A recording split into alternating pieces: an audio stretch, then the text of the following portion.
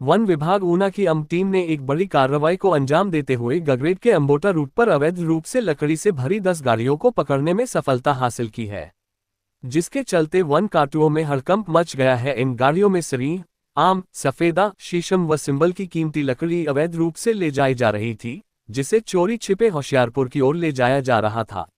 मिली जानकारी के अनुसार one range officer Rahul Thakur के नेतृत्व में फॉरेस्ट गार्ड बलदेव, विक्रांत, पंकज, अंकुश, दिनेश कुमार, पंकज कुमार और फॉरेस्ट वर्कर गुरदयाल सिंह की टीम ने गुप्त सूचना के आधार पर अम्बोटा क्षेत्र में रात करीब 10:30 बजे नाका लगाया था। इसी दौरान 2 गाड़ियों को मौके पर ही दबोच लिया गया। जैसे ही अन्य गाड़ियों के चालकों को इसका पता चला, उन्होंने अपनी गाड़ियों को जंगल में छिपा दिया, लेकिन टीम ने हिम्मत नहीं हारी। रेंज ऑफिसर राहुल ठाकुर ने तुरंत अपनी टीम को छोटी छोटी टोलियों में बांटकर जंगल में तलाशी अभियान शुरू कर दिया। करीब रात 2 बजे तक चलाए गए इस सर्च ऑपरेशन में बाकी की 8 गाड़ियों को भी पकड़ लिया गया। वहीं वन परिक्षेत्र अधिकारी राहुल ठाकुर ने बताया कि सभी 10 गाड़ियों को जब्त कर लिया गया है और छानबीन के बाद दोषियों के खिलाफ कानूनी कार्रवाई अमल में लाई जा रही है। उन्होंने बताया कि ये गाड़ियां देहरा, हमीरपुर और धर्मशाला की ओर से आई थीं और इनका उद्देश्य लकड़ी को होशियारपुर पहुंचाना था। गौरतलब है कि हाल ही में वन विभाग की सक्रियता से वन माफियाओं पर लगाम कसने में कई अहम सफलताएं मिली हैं। विभाग की यह कार्रवाई न केवल तस्करों के हौसले पस्त करने वाली है, बल्कि पर्यावरण सुरक्षा की दिशा में एक मजबूत कदम भी है। पिछली रात एक बड़ी कार्रवाई आपने की है, क्या कहना चाहेंगे उसके बारे में?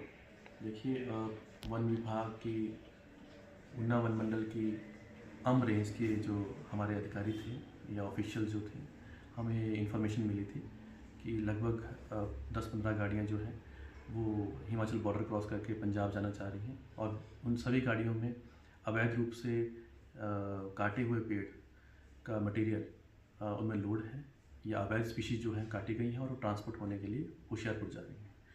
तो हमारे रेंज ऑफिस की तरफ से तुरंत ही एक टीम को गठित किया गया और डिफरेंट लोकेशन पर उनको उतार दिया गया। जैसे ही हमारे पास वो व्हीकल अप्रोच होते हैं, 2 टीमें और अपोजिट साइड से उनको ट्रैक आउट करते हुए, डिफरेंट एरियाज़ को ट्रैक आउट करते हुए अप्रोच कर रही थी जो पुराने वाली टीम के साथ थी।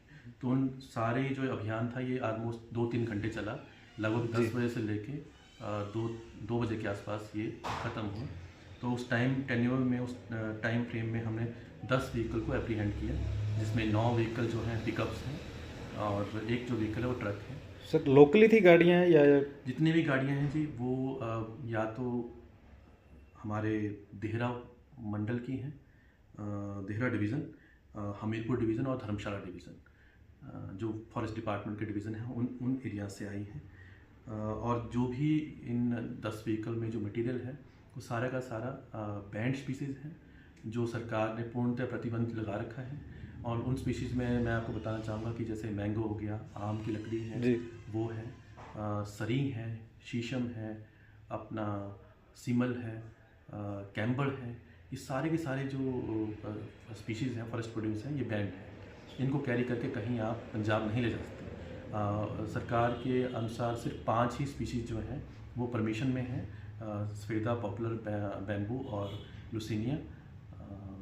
तो यही स्पीशीज़। आगामी क्या कार्रवाई की जाएगी इन पर? आगामी कार्रवाई सर ऐसा है कि हमारी तरफ से हम पूरी कोशिश कर रहे हैं। हमने 10 जो व्हीकल जो एप्रीहेंड किए हैं, इनमें 5 जो इंक्वायरी ऑफिसर हमने डिप्यूट किए हैं और ये फर्दर प्रॉपर से इंक्वायरी करेंगे।